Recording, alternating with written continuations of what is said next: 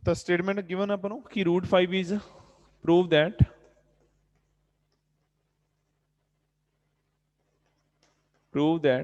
root 5 is an irrational number. एक irrational number आ तो आप rational numbers की definition पढ़ी सी, the numbers which can be represented in the form of p over q are called rational numbers and which cannot be represented in the form of p and over q are irrational numbers. तो एक पुत method है इन्हां दा, तो method थोड़ा ध्यान नाल समझियो। तो मैथड की है ਆਪਾਂ ਕਿਹੜਾ रूट 5 ਆ ਇਹਨੂੰ ਇੱਕ ਵਾਰ ਆਪਾਂ ਮੰਨ ਲੈਣਾ ਜਾਣ ਕੇ, ਕੀ ਮੰਨ ਲੈਣਾ ਕਿ suppose that root 5 is a rational number, ਇਹਨੂੰ ਆਪਾਂ ਰੈਸ਼ਨਲ ਮੰਨ ਲੈਣਾ, irrational ਦੀ ਬਜਾਏ ਇੱਕ ਰੈਸ਼ਨਲ ਨੰਬਰ ਮੰਨ ਲੈਣਾ।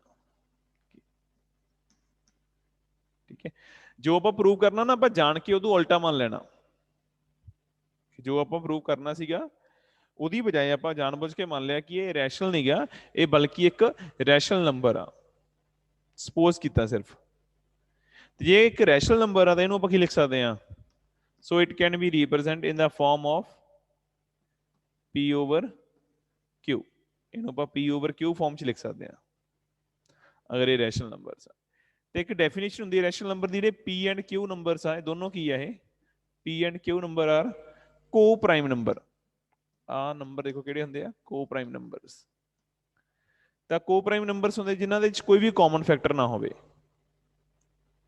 मतलब जिवें मैं कहना होवे 3 ते 5 को प्राइम नंबर है, इन्हां दा कोई कॉमन फैक्टर नहीं गा। 3 ते 12 दसो को प्राइम है कि नहीं को प्राइम?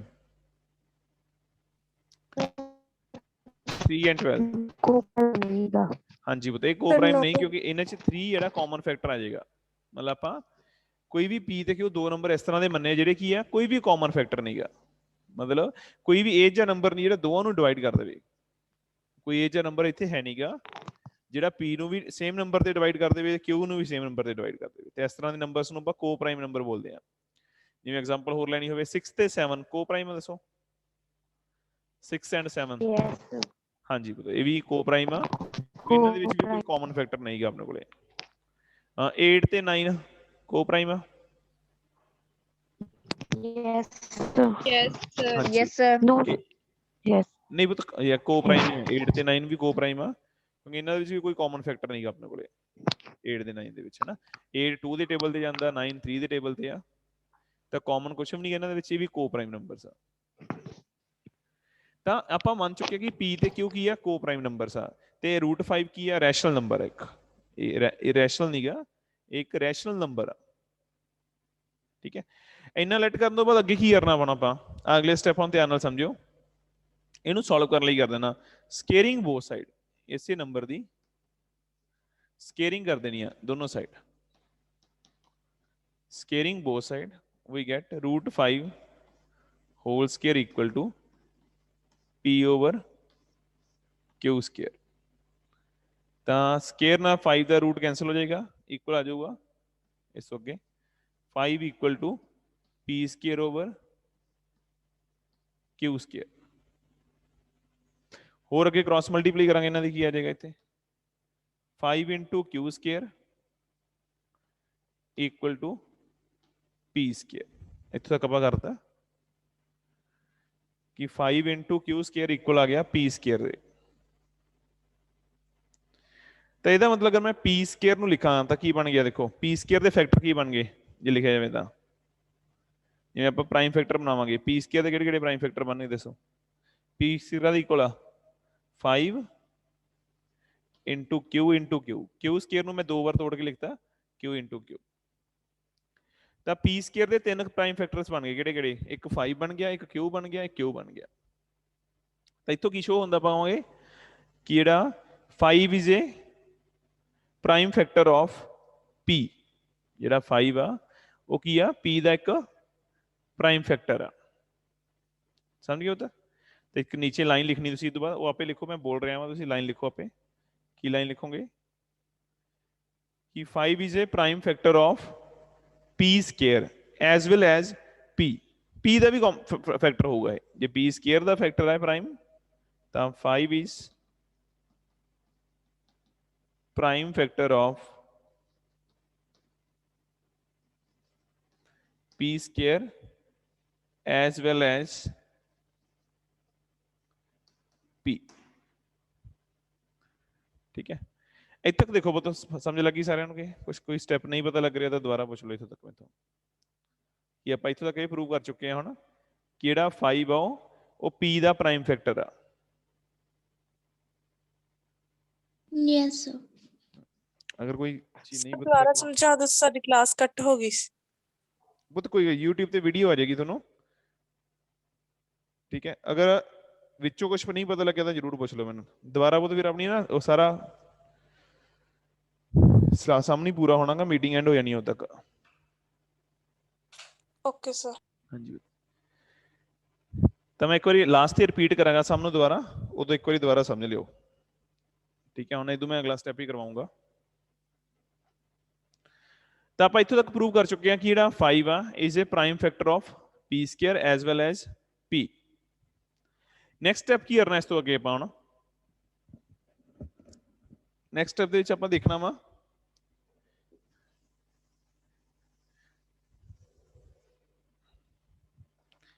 ਕਿ ਜਿਹੜਾ ਆਪਣੇ ਕੋਲੇ p ਆ ਇਹ ਕਾਦੇ ਇਕੁਅਲ ਆ।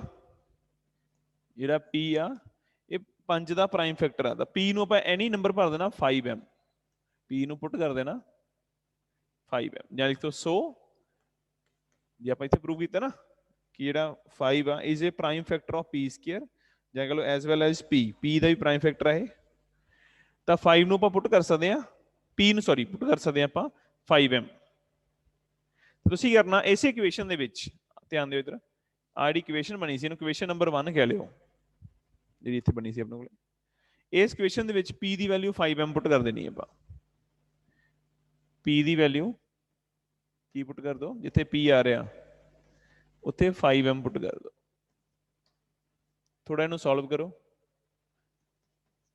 ਇਹ ਬਣ ਜਾਏਗਾ 5q square equal to 25m square. ਇੱਥੋਂ q ਸਕੁਅਰ ਦੀ ਵੈਲਿਊ ਬਣਾ ਲਓ, ਕੀ ਬਣ ਜਾਏਗੀ 5 ਡਿਵਾਈਡ ਹੋ ਜਾਏਗਾ 25 ਦੇ ਨਾਲ ਇਧਰ, ਤੇ 25/5 5 ਆ ਜਾਏਗਾ। ਤਾਂ q square equal to 5m square. ਹੁਣ ਦੇਖ ਫਿਰ ਉਹ ਉਹੀ ਗੱਲ ਆ ਗਈ, ਆ ਦੁਬਾਰਾ ਸਮਝ ਲਓ ਜਿਹਨੂੰ ਨਹੀਂ ਪਤਾ ਲੱਗਾ ਸੀਗਾ। ਤਾਂ ਆਪਾਂ ਸਟੈਪ ਆ ਬਣਾਇਆ ਸੀ, ਦੇਖੋ ਪਹਿਲਾਂ ਆਪਣੇ ਕੋਲੇ ਆ ਗਿਆ ਸੀ p square equal to 5 into q square. ਤਾਂ ਆਪਾਂ p ਸਕੁਅਰ ਨੂੰ ਕੀ ਲਿਖਿਆ ਸੀਗਾ 5, q ਸਕੁਅਰ ਨੂੰ q ਇੰਟੂ q ਲਿਖਤਾ ਸੀਗਾ। ਉਸੇ ਤਰ੍ਹਾਂ ਹੀ ਮੈਂ ਹੁਣ ਇੱਥੇ ਕੀ ਲਿਖਾਂਗਾ q square equal to 5, m square ਨੂੰ ਮੈਂ m ਇੰਟੂ m ਲਿਖ ਦੇਣਾ, ਠੀਕ ਹੈ। ਤਾਂ ਪ੍ਰਾਈਮ ਫੈਕਟਰ ਨਹੀਂ ਬਣ ਗਏ ਜਿਵੇਂ ਆਪਾਂ ਦੇਖੋ ਨਾਰਮਲ ਨਹੀਂ ਨੰਬਰ ਦੇ, ਜਿਵੇਂ ਆਪਾਂ 12 ਦੇ ਪ੍ਰਾਈਮ ਫੈਕਟਰ ਬਣਾਉਣੇ ਨੇ, ਕੀ ਬਣ ਜਾਂਦੇ ਆ 2 ਇੰਟੂ 2 ਇੰਟੂ 3 ਹੈ ਨਾ, ਪਿੱਛੇ ਆਪਾਂ ਸਮ ਕੀਤੇ ਐਸਸੀਐਫ ਐਲਸੀਐਮ ਵਾਲੇ। ਤਾਂ ਪਰ ਆਪਾਂ ਕਹਾਂਗੇ 2 ਵੀ ਪ੍ਰਾਈਮ ਫੈਕਟਰ ਆ 12 ਦਾ, ਤੇ 3 ਵੀ ਕੀ ਆ ਪ੍ਰਾਈਮ ਫੈਕਟਰ ਆਫ 12। ਤੇ ਇਸ ਤੇ ਕੀ ਨਾਲ ਮੈਂ ਇੱਥੇ ਕੀ ਕਹਿ ਸਕਦਾ ਵਾਂ q ਸਕੁਅਰ ਕਾਹਦੇ ਇਕੁਅਲ ਆ, q square equal to 5 into m into m। So ਆਪਾਂ ਕੀ ਕਹਿ ਸਕਦੇ ਇੱਥੋਂ, ਕੀ ਬੋਲੋ ਕੀ ਕਹਿ ਸਕਦੇ ਆਪਾਂ? Sir, 5 is a prime factor of q square as well as q। ਹਾਂ ਬੇਟਾ ਵੈਰੀ ਗੁੱਡ। ਤਾਂ ਆਪਾਂ ਇੱਥੋਂ ਕਹਿ ਸਕਦੇ ਹਾਂ ਕਿ 5 is a prime factor of, ਦੁਬਾਰਾ ਲਾਈਨ ਰਿਪੀਟ ਕਰ ਦੇਣੀ ਹੈ ਬਤਾ ਆਪਾਂ ਲਈ, ਠੀਕ ਹੈ। ਤਾਂ ਆਪਾਂ ਕੀ ਲਿਖਾਂਗੇ 5 is a prime factor of q square as well as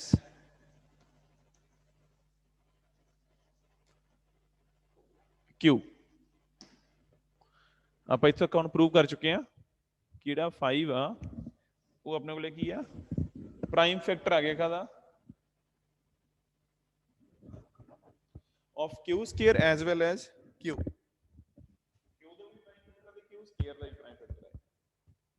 ਤੇ ਪਹਿਲਾਂ ਆਪਾਂ ਕੀ ਪ੍ਰੂਵ ਕੀਤਾ ਸੀ, ਦੇਖੋ 5 is a prime factor of p square as well as p।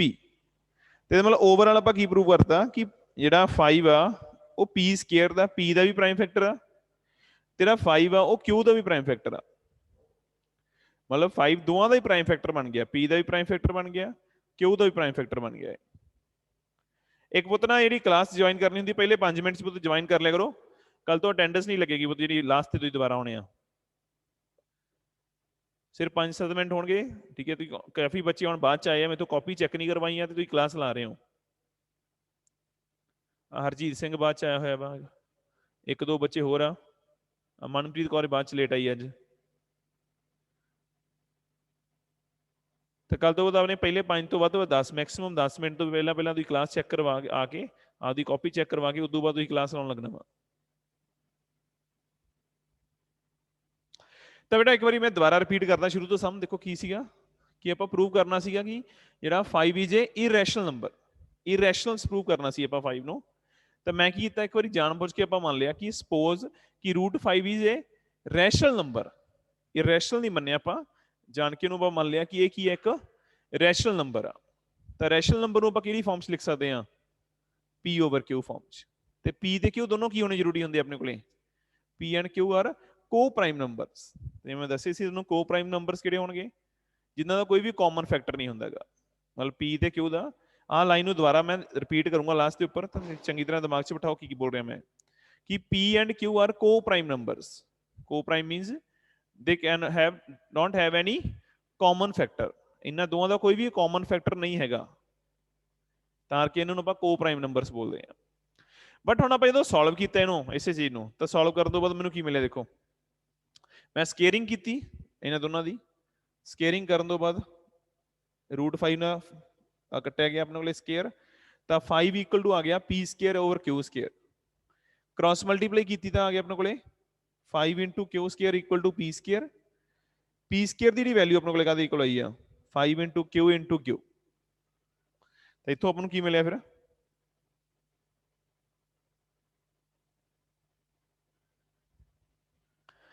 ਕਿ ਜਿਹੜਾ P² ਆ ਇਹ ਕਾਹਦੇ ਇਕੁਅਲ ਆ ਗਿਆ, 5 × Q × Q। ਇਟ ਮੀਨਸ ਆ ਪ੍ਰਾਈਮ ਫੈਕਟਰਸ ਆ ਤਿੰਨ, P² ਦੇ ਤਿੰਨੋਂ ਕੀ ਆ ਪ੍ਰਾਈਮ ਫੈਕਟਰਸ ਆ। ਤਾਂ ਜੇ P5 ਹੈ ਜਿਹੜਾ ਉਹ ਕੀ ਪਤਾ ਲੱਗ ਗਿਆ ਆਪਾਂ ਨੂੰ, P² ਦਾ ਤੇ P ਦੇ ਦੋਵਾਂ ਦਾ ਕੀ ਆ ਇਹ ਪ੍ਰਾਈਮ ਫੈਕਟਰ ਆ। ਜਾਂ ਓਵਰਆਲ ਆਪਾਂ ਕਹੀਏ ਤਾਂ ਕੀ ਆਪਾਂ ਪ੍ਰੂਵ ਕਰਤਾ ਕਿ 5 is a prime factor of P। Then ਅਗਲਾ ਸਟੈਪ ਕੀ ਸੀਗਾ ਲਾਸਟ ਅੱਗੇ, 5 ਨੂੰ ਆਪਾਂ ਪ੍ਰਾਈਮ ਫੈਕਟਰ ਕਿਹਾ ਸੀ ਤਾਂ P ਦੀ ਵੈਲਿਊ 5m ਭਰ ਦੇਣੀ ਆਪਾਂ, ਜਿੱਥੇ P ਆ ਰਿਹਾ ਉੱਤੇ ਆਪਾਂ 5m ਪੁੱਟ ਕਰ ਦੇਣਾ। ਕਿਹੜੀ ਇਕੁਏਸ਼ਨ 'ਚ, ਆਲੀ ਇਕੁਏਸ਼ਨ ਦੇ ਵਿੱਚ, ਸਕੇਅਰ ਵਾਲੀ ਇਕੁਏਸ਼ਨ ਦੇ ਵਿੱਚ ਆਪਾਂ P ਦੀ ਜਗ੍ਹਾ ਤੇ 5m ਪੁੱਟ ਕਰ ਦੇਣਾ। ਇੱਥੇ ਮੈਂ ਜਦੋਂ 5m ਕੀਤਾ, ਸਕੇਅਰ ਖੋਲਿਆ ਮੈਂ, 5 ਇੱਧਰ ਜਾ ਕੇ ਡਿਵਾਈਡ ਕੀਤਾ, ਤਾਂ Q² ਕਾਹਦੇ ਇਕੁਅਲ ਆ ਗਿਆ, Q² ਇਕੁਅਲ ਆ ਗਿਆ 5 × m × m। ਤਾਂ ਆਪਣੇ ਕੋਲੇ Q² ਦੀ ਵੈਲਿਊ ਆ ਗਈ 5 × m × m। ਤਾਂ ਇੱਥੋਂ ਕੀ ਸ਼ੋ ਹੋ ਗਿਆ ਆਪਣੇ ਕੋਲੇ, ਇੱਥੋਂ ਆਪਾਂ ਨੂੰ ਸ਼ੋ ਹੋ ਗਿਆ ਕਿ 5 is A also A prime factor of, ਜਿਹੜਾ 5 ਆ ਉਹ Q² ਦਾ ਵੀ ਪ੍ਰਾਈਮ ਫੈਕਟਰ ਬਣ ਗਿਆ, ਜਾਂ ਕਹ ਲਓ Q ਦਾ ਵੀ ਪ੍ਰਾਈਮ ਫੈਕਟਰ ਬਣ ਗਿਆ। ਤਾਂ ਆਹੀ ਆਪਣਾ ਸਮ। ਬਸ ਹੁਣ ਦੇਖੋ ਧਿਆਨ ਨਾਲ, ਤਾਂ ਇੱਕ ਕੁਝ ਗਲਤੀ ਹੋ ਰਹੀ ਹੈ ਆਪਣੇ ਸਮ ਦੇ ਵਿੱਚ। ਗਲਤੀ ਕੀ ਹੋ ਰਹੀ ਆ, ਸ਼ੁਰੂ 'ਚ ਆਪਾਂ ਕਹਿ ਰਹੇ ਸੀਗੇ P ਤੇ Q ਕੋ ਪ੍ਰਾਈਮ ਨੰਬਰਸ ਆ, ਸਟਾਰਟਿੰਗ ਦੇ ਵਿੱਚ ਆਪਾਂ ਕਹਿ ਰਹੇ ਸੀ P ਐਂਡ Q ਆਰ ਕੋ ਪ੍ਰਾਈਮ ਨੰਬਰਸ, ਪਰ ਲਾਸਟ ਤੇ ਆਪਣੇ ਕੋਲੇ ਕੀ ਪ੍ਰੂਵ ਹੋ ਗਿਆ ਕਿ 5 is a prime factor of P and 5 is a prime factor of Q। ਮਤਲਬ 5 ਆ ਉਹ ਦੋਨਾਂ ਦਾ ਇੱਕ ਪ੍ਰਾਈਮ ਫੈਕਟਰ ਆ, P ਦਾ ਵੀ ਪ੍ਰਾਈਮ ਫੈਕਟਰ ਆ ਤੇ 5 Q ਦਾ ਵੀ ਪ੍ਰਾਈਮ ਫੈਕਟਰ ਆ। ਤਾਂ ਇਹਦਾ ਮਤਲਬ ਜੋ ਆਪਾਂ ਸਪੋਜ਼ ਕੀਤਾ ਸੀ ਸ਼ੁਰੂ 'ਚ, ਹੁਣ ਧਿਆਨ ਦਿਓ, ਜਿਹੜਾ ਆਪਾਂ ਸ਼ੁਰੂ 'ਚ ਸਪੋਜ਼ ਕੀਤਾ ਸੀ, ਆਪਾਂ ਪ੍ਰੂਵ ਕੀਤਾ ਸੀਗਾ, ਸਪੋਜ਼ ਕੀਤਾ ਕਿ P ਤੇ Q ਕੋ ਪ੍ਰਾਈਮ ਨੰਬਰਸ ਆ। ਬਟ ਆਪਣਾ ਪ੍ਰੂਵ ਕੀ ਹੋ ਗਿਆ, ਆਪਣਾ ਪ੍ਰੂਵ ਹੋ ਗਿਆ ਕਿ 5 ਹੈ ਜਿਹੜਾ ਉਹ Q ਦਾ ਵੀ ਪ੍ਰਾਈਮ ਫੈਕਟਰ ਆ ਤੇ 5 P ਦਾ ਵੀ ਪ੍ਰਾਈਮ ਫੈਕਟਰ। ਤਾਂ ਇੱਥੋਂ ਆਪਾਂ ਕੀ ਕਹਿ ਸਕਦੇ ਹਾਂ, ਫਿਰ ਆਪਾਂ ਲਿਖਾਂਗੇ ਸੋ ਇੱਥੋਂ ਕੀ ਪ੍ਰੂਵ ਹੋ ਰਿਹਾ, 5 ਇਜ਼ ਕਾਮਨ ਫੈਕਟਰ ਆਫ, ਇੱਕ ਕਾਮਨ ਫੈਕਟਰ ਬਣ ਗਿਆ ਕਾਹਦਾ, common factor of P and Q। ਇਹ P ਤੇ Q ਦਾ ਕਾਮਨ ਫੈਕਟਰ ਆ। ਤਾਂ ਇਹਦਾ ਮਤਲਬ ਕੀ ਹੋਇਆ, ਜੋ ਆਪਾਂ ਸਪੋਜ਼ ਕੀਤਾ ਸੀ ਸ਼ੁਰੂ 'ਚ ਆਪਾਂ ਕਹਿ ਰਹੇ ਸੀ ਇਹ ਕੋ ਪ੍ਰਾਈਮ ਨੰਬਰਸ ਹੋਣਗੇ, ਬਟ ਹੁਣ ਆਪਾਂ ਕੀ ਕਹਾਂਗੇ P ਐਂਡ Q ਆਰ ਨॉट ਕੋ ਪ੍ਰਾਈਮ ਨੰਬਰ। P ਤੇ Q ਫਿਰ ਕੋ ਪ੍ਰਾਈਮ ਨੰਬਰ ਨਹੀਂ ਗੇ। ਜੇ ਕੋ ਪ੍ਰਾਈਮ ਨਹੀਂ ਗੇ ਤੇ ਜਿਹੜੀ ਆਪਾਂ ਚੀਜ਼ ਲੈਟ ਕੀਤੀ ਸੀ ਸ਼ੁਰੂ 'ਚ ਕਿ √5 ਨੂੰ ਰੈਸ਼ਨਲ ਕਹਿ ਰਹੇ ਸੀਗੇ, ਤਾਂ ਉਹਦੇ ਬਾਅਦ ਲਿਖਣਾ ਤੁਸੀਂ ਸੋ ਆਰ ਸਪੋਜੀਸ਼ਨ, ਸੋ ਆਰ ਸਪੋਜੀਸ਼ਨ ਜੋ ਆਪਾਂ ਸਪੋਜ਼ ਕੀਤਾ ਸੀ ਸ਼ੁਰੂ 'ਚ ਉਹ ਰੋਂਗ ਹੋ ਗਈ। Our supposition is wrong. ਜਾਂ ਇੱਕ ਇੱਥੇ ਵਰਡ ਯੂਜ਼ ਕੀਤਾ ਹੁੰਦਾ ਕੰਟਰਾਡਿਕਟਡ। ਕੰਟਰਾਡਿਕਟਡ ਹੁੰਦਾ ਕਿ ਜੋ ਆਪਾਂ ਮੰਨ ਰਹੇ ਸੀ ਸ਼ੁਰੂ ਦੇ ਵਿੱਚ ਉਹ ਗਲਤ ਹੋ ਗਿਆ। ਤਾਂ ਇਹ ਕੰਟਰਾਡਿਕਟ ਵਰਡ ਯੂਜ਼ ਕਰਨਾ ਉਹ ਵੀ ਵਰਤ ਲਿਓ ਕਿ ਅਵਰ ਸਪੋਜੀਸ਼ਨ ਇਜ਼ ਕੰਟਰਾਡਿਕਟਡ। ਜਾਂ थोड़ा सिंपल वर्ड यूज करना तो लिख सकते हो तुसीं। सो आर सपोजिशन, जो अपनी सपोजिशन सी आपां सपोज कर रहे सी शुरू दे विच, वो गलत हो गया। तो जे गलत हो गया ਇਹਦਾ मतलब की होया फिर सही की आ, जो ਆਪਾਂ नहीं ਮੰਨਿਆ ਆਪਾਂ ਕੀ ਬਣ ਰਹੇ ਸੀ ਇਹਨੂੰ ਰੈਸ਼ਨਲ। ਤਾਂ ਇੱਥੋਂ ਕੀ ਪ੍ਰੂਵ ਹੋ ਗਿਆ कि 5 is not a rational, it is a irrational number. इत्थे ये प्रूव हो गया कि एक एक इरैशनल नंबर। ठीक है पुत, ਤਾਂ ਸਾਰਾ ਮੈਥਡ ਸੀਗਾ। ਇਹ ਮੈਥਡ ਦਾ ਨਾਮ ਹੁੰਦਾ ਕੰਟਰਾਡਿਕਟਡ ਮੈਥਡ ਬੋਲਦੇ ਨੇ ਆਪਾਂ। ਕੰਟਰਾਡਿਕਟਡ, ਕੰਟਰਾਡਿਕਟਡ ਮੈਥਡ ਵਿੱਚ ਕੀ ਹੁੰਦਾ ਕਿ ਜੋ ਆਪਾਂ ਸਪੋਜ਼ ਕੀਤਾ ਸੀਗਾ, ਜੋ ਆਪਾਂ ਸਪੋਜ਼ ਕਰ ਰਹੇ ਸੀਗੇ, ਉਹ ਐਂਡ ਤੇ ਆ ਕੇ ਗਲਤ ਹੋ ਗਿਆ ਆਪਣਾ। ਤਾਂ ਫਿਰ ਆਪਾਂ ਐਂਡ ਤੇ ਆਪਾਂ ਆਪ ਹੀ ਮੰਨ ਜਾਣਾ ਵਾ ਕਿ ਜੋ ਆਪਣੀ ਸਪੋਜੀਸ਼ਨ ਸੀ ਉਹ ਗਲਤ ਆ। ਤੇ ਫਿਰ ਜਿਹੜਾ ਆਪਾਂ ਨਹੀਂ ਕਹਿ ਰਹੇ ਸੀ ਉਹਨੂੰ, ਉਹ ਚੀਜ਼ ਉਹ ਹੈਗੀ ਆ। ਮਤਲਬ ਆਪਾਂ ਮੰਨ ਰਹੇ ਸੀ ਉਹ ਰੈਸ਼ਨਲ ਆ, ਬਟ ਹੁਣ ਇੱਥੋਂ ਕੀ ਪ੍ਰੂਵ ਹੋ ਗਿਆ ਕਿ √5 ਆ ਉਹ ਇੱਕ ਇਰਰੈਸ਼ਨਲ ਨੰਬਰ ਆ। ਤੁਹਾਨੂੰ ਪੁੱਤ ਇੱਕ ਵਾਰ ਧਿਆਨ ਨਾਲ ਸਾਰੀ ਚੀਜ਼ਾਂ ਦੇਖੋ। ਅਗਰ ਹੁਣ ਵੀ ਨਹੀਂ ਪਤਾ ਲੱਗ ਰਿਹਾ ਕਿ ਤਾਂ ਹੁਣ ਜ਼ਰੂਰ ਪੁੱਛ ਲਓ ਮੈਨੂੰ।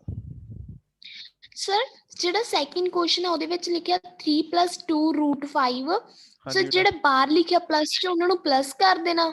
ਮੈਂ ਦੱਸਦਾ, ਉਹ ਤੋਂ ਵੀ ਦੱਸਦਾ। ਜਿਹੜੇ ਇਹ ਕੱਲੇ √5 ਜਾਂ √3 √7 √10 ਆ ਗਿਆ, ਇਹ ਤੇ ਇਸੇ ਮੈਥਡ ਨਾਲ ਹੀ ਕਰਨੇ ਜਿਹੜਾ ਮੈਂ ਹੁਣ ਮੈਥਡ ਕਰਵਾ ਰਿਹਾ ਵਾਂ। ਪਰ ਅਗਰ ਆਪਣੇ ਕੋਲੇ ਕੀ ਆ ਜਾਂਦਾ ਵਾ ਇਹ ਤੋਂ ਇਲਾਵਾ ਪਲੱਸ ਮਾਈਨਸ ਕੁਛ ਆ ਗਿਆ, ਤਾਂ ਫਿਰ ਉਹ ਕਿਵੇਂ ਕਰਨਾ, ਉਹ ਮੈਥਡ ਦੱਸਣਾ ਸਮਝਾਉਣਾ ਮੈਂ ਤੁਹਾਨੂੰ।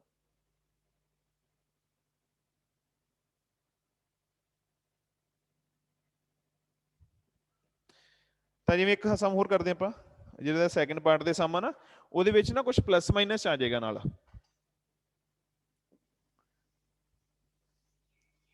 ਤਾਂ ਉਹਦਾ ਮੈਂ ਮੈਥਡ ਸਮਝਾ ਦੇਣਾ ਕੀ ਕਰਨਾ ਤੁਸੀਂ। ਜਿਵੇਂ ਆ ਗਿਆ 3 + 2 √3 ਜਾਂ 2 √5, ਕਹਿੰਦੇ ਇਹਨੂੰ ਪ੍ਰੂਵ ਕਰੋ ਕਿ ਇਹ ਕੀ ਹੈ, ਇੱਕ ਇਰਰੈਸ਼ਨਲ ਨੰਬਰ ਆ। ਇਹਨੂੰ ਆਪਾਂ ਪ੍ਰੂਵ ਕਰਨਾ ਕਿ ਇਹ ਕੀ ਹੈ, ਇੱਕ ਇਰਰੈਸ਼ਨਲ ਨੰਬਰ ਆ।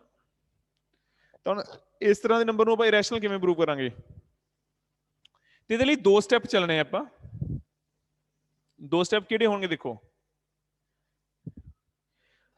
ਆਪਾਂ ਨੂੰ ਪਹਿਲਾਂ ਤਾਂ √5 ਨੂੰ ਇਰੈਸ਼ਨਲ ਪ੍ਰੂਵ ਕਰਨਾ ਪਊਗਾ, ਜਿਵੇਂ ਮੈਂ ਹੁਣ ਕੀਤਾ। ਠੀਕ ਹੈ, ਕਾਫੀ ਲੰਮਾ ਸਮ ਬਣ ਜਾਣਾ, 4 ਨੰਬਰ ਸਮ ਆਊਗਾ ਇਹ। ਤਾਂ ਪਹਿਲਾਂ ਤਾਂ ਆਪਾਂ √5 ਨੂੰ ਇਰੈਸ਼ਨਲ ਪ੍ਰੂਵ ਕਰਾਂਗੇ। ਜਦੋਂ ਆਪਾਂ √5 ਨੂੰ ਇਰੈਸ਼ਨਲ ਪ੍ਰੂਵ ਕਰਤਾ, ਉਸ ਤੋਂ ਬਾਅਦ ਹੁਣ ਜਿਹੜੇ ਮੈਂ ਹੁਣ ਸਟੈਪ ਦੱਸੂਗਾ ਉਹ ਕਰਨੇ ਤੁਸੀਂ। ਪਰ ਕਈ ਵਾਰ ਅਗਰ ਇਹੀ ਸਮ 2 ਨੰਬਰ 'ਚ ਵੀ ਆ ਸਕਦਾ ਵਾ, ਤਾਂ ਉਹ 'ਚ ਆਪਾਂ ਨੂੰ ਪੇਪਰ 'ਚ ਗਿਵਨ ਹੋਏਗਾ ਕਿ given that √5 is a irrational number. ਤੇ ਆਪਾਂ ਆਹ ਪ੍ਰੂਵ ਕਰਨਾ ਇਹਨੂੰ ਇਰੈਸ਼ਨਲ ਸਾਰੇ ਨੂੰ। ਆਪਾਂ ਨੂੰ ਆਲਰੇਡੀ ਗਿਵਨ ਹੋਏਗਾ ਕਿ √5 ਇਰੈਸ਼ਨਲ ਨੰਬਰ ਆ, ਤਾਂ ਜਿਹੜਾ ਉੱਪਰ ਨੰਬਰ ਲਿਖਿਆ ਮੈਂ 3 + 2 √5, ਇਹਨੂੰ ਆਪਾਂ ਇਰੈਸ਼ਨਲ ਪ੍ਰੂਵ ਕਰਾਂਗੇ। ਤਾਂ ਸਮਝ ਰਹੇ ਹੋ ਮੇਰੀ ਗੱਲ ਨੂੰ?